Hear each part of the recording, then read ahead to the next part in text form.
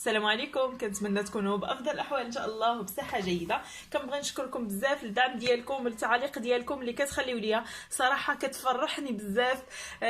بطبيعه الحال حيت الناس كيجربوا الوصفات وكيلقاو عليها نتيجه، هذه هي الفرحه الكبيره انكم كتلقاو النتيجه الوصفات وكتطلبوني على بزاف د الوصفات، منهم هذه الوصفه الرائعه، هذه الوصفه للتخلص من الكحه او السعال. في الصراحه طلبتوها مني بزاف نظرا لهذا الجو المتقلب، وحنا كيف ما كتشوفوا اننا مقبلين على فصل الشتاء. هذه الوصفه مجربه 100%، كتعطينا نتيجه لمده ديال 3 ايام، كتخلصوا من الكحه او السعال. فما غاديش تحتاجوا لاي دواء انكم تشربوه او لاي سيرو انكم تاخذوه تشريوه.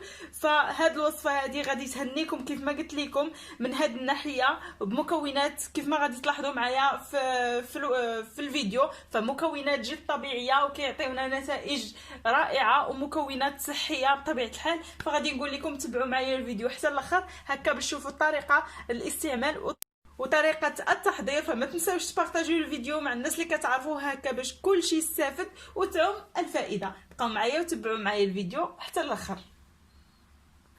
فبالنسبه للمكونات ديال هذه الوصفه كيف ما غادي تلاحظوا معايا، فغادي نحتاج هنايا الكمون البلدي بطبيعه الحال كيف ما كتشوفوا.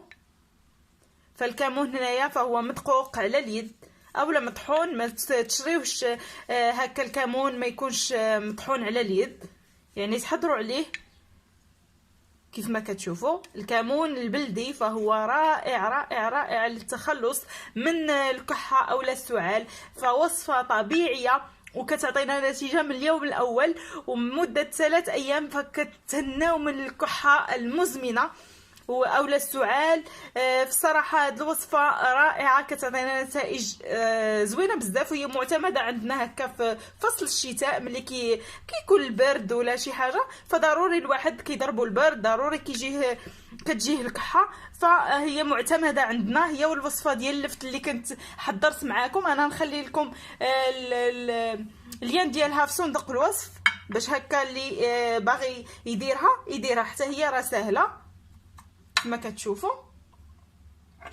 وهنايا عندي زيت الزيتون، ما غاديش نستعملو بزاف، واحد القطرات من زيت الزيتون كما كتلاحظوا معايا. فهنا غادي ناخذوا واحد الطبيصيل بحال هكا، غادي ناخذوا هنايا تقريبا ملعقه من الكمون، وغادي ناخذوا بالنسبه لزيت الزيتون فغادي ناخذوا واحد الكميه، غادي نخلطوا، وديك الساعه حنايا عندنا ميزانه. انا غادي نوريكم القوام كيفاش غادي يكون.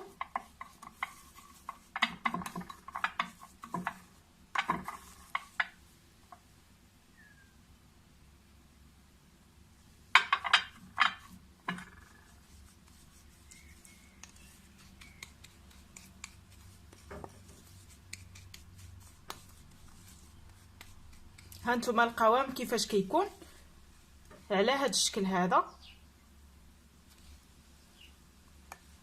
بصراحه هذه وصفه معجزه في ازاله الكحه او السعال، وكتزيل لنا حتى البرد من الجسم.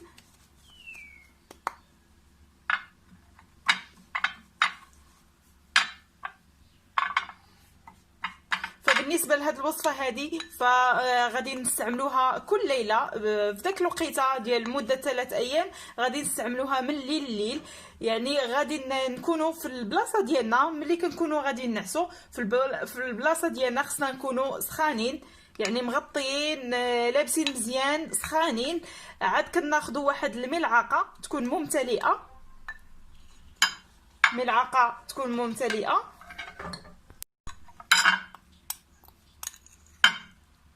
هاد الملعقه تكون كبيره ممتلئه كيف ما كتلاحظوا معايا. الا كنتو غديرها لوليداتك فيمكن لك انك تضاعفي الكميه، فكتاخذوا واحد الملعقه عفوا كيف ما قلت لكم كبيره وكتاكلوها. ديك الساعه كتشربوها من الاحسن ما تضيفوش عليها الماء من ملي تاكلوها هكا، ما تزيدوش الماء باش هكا تخليوها دير المفعول ديالها. صافي من بعد كتاكلوها كيف ما قلت لكم وكتغطاو مزيان. في الصراحه غادي تهنيكم من سعال اولا الكحه. فهاد الوصفه مجربه 100% وكتعطينا نتائج رائعه. هنايا انا ساليت الوصفه الاولى، فغادي نزيدكم وصفه ثانيه بالنسبه للناس اللي ما غاديش يقدروا انهم ياخذوا هاد الملعقه هذه. تقدر الوليدات الصغار ما يقدروش عليها، ولكن هذه راها رائعه، غير جربوها لوليداتكم. فغادي ندوز نحضر معكم ايضا واحد الوصفه ثانيه اللي يمكن لكم انكم ديروها هكا، فهي حتى هي خطيره لازاله الكحه اولا السعال. فبسم الله على بركة الله غادي نبدا الوصفة الثانية مباشرة. فالوصفة الثانية غادي نحتاج ليها كيف ما كتشوفوا حامضة اولا ليمونة. غادي ناخذ واحد الكأس، يعني يكون كبير شويه، ضروري ما الكأس يكون كبير واحد شويه. وهنا غادي ناخذ الحامضة، غادي ناخذ غير النصف ديالها فقط.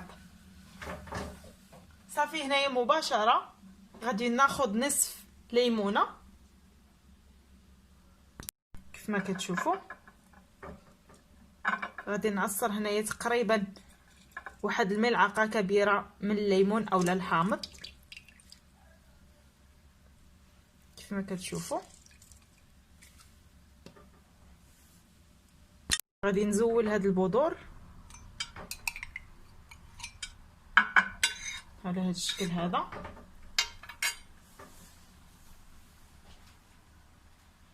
فبالنسبه لهاد المرحله هذه تقدروا ديروا الكمون كيف ما كتشوفوا، وفص من الثوم،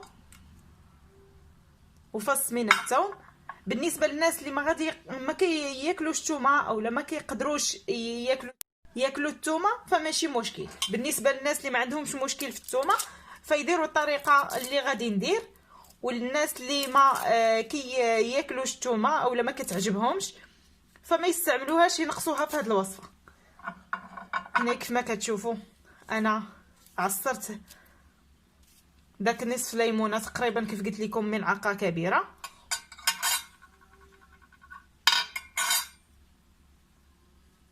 وبالنسبه للثومه ديالي غادي نقطعها على هذا الشكل.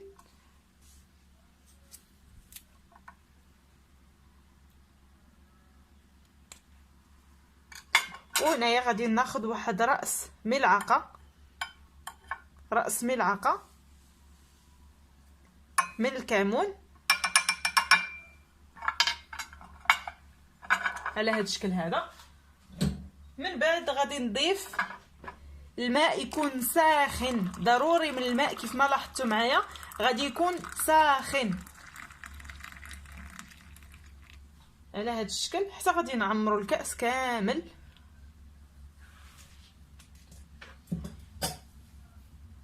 وكنغطيو عليه بطبيعه الحال، خصنا ضروري اننا نغطيو عليه. كنخليو الماء ديالنا حتى كيدفى، يعني ملي كيكون ساخن حتى كيدفى لينا وكياخذ هاد المكونات المفعول ديالها في داك الماء. من بعد فغادي ناخذوا هاد الماء نقدروا نصفيوه. بالنسبه للناس اللي ما غاديش يبغيو هاد البقايا في الماء فيقدروا يصفيوه. بالنسبه للناس اللي ما عندهمش مشكل انهم يشربوا هاد البقايا في الماء فيشربوه كما هو، يعني يتشرب كيف ما هكا. الا ما قدرتوش عليه فاصفيوه وشربوا غير الماء فقط.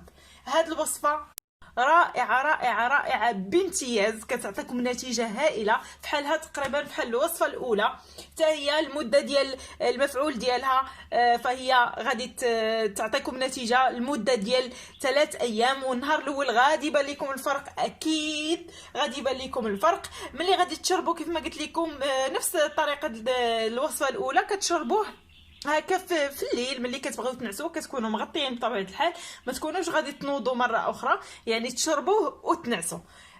هنايا بالنسبه لهاد الكاس ملي غادي تشربوه غادي تزيدوا عليه ملعقه من زيت الزيتون، يعني غادي تاخذوا كيف ما قلت لكم ملعقه، تعمروا ملعقه من زيت الزيتون وغادي تشربوها من بعد هاد الكاس هذا. من بعد ما كتشربوه صافي وغادي تنعسوا، والغد ليه غادي تلاحظوا الفرق، غادي تلاحظوا واحد الفرق رائع رائع رائع فيكم. فكنتمنى ان الوصفه ديال اليوم تنجح معكم وتكونوا استفدتوا منها. الى عجبكم فيديو ما تنساوش تبارطاجيوه وتشتركوا في القناه بالنسبه للناس اللي اول مره غادي يشوفوا القناه ديالي. فكنقول لكم ما تنساوش الاشتراك والضغط على زر الجرس هكا باش يوصلكم كل جديد. دابا غادي نقول لكم بسلامه عليكم حتى الفيديو القادم ان شاء الله. تبقاو على خير. بسلامه عليكم.